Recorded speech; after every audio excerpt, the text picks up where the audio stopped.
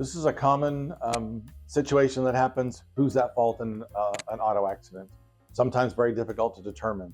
And often there's a percentage between who's at fault, not just 100% one party and 0% the other.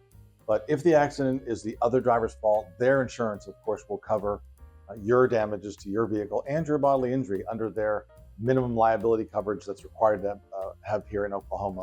The property damage covers your vehicle. Bodily injury would cover any injuries that you are if they're at fault.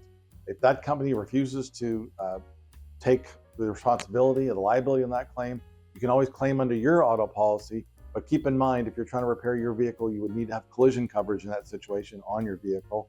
And you also are then going to have your deductible. So that is the way that would play out with auto accidents. Your company can also take care of it and then subrogate. By subrogate, they mean they go after the other company. But that's how it plays out in an auto accident. If you have questions about that, be quick to contact our consumer assistance area, 1-800-522-0071.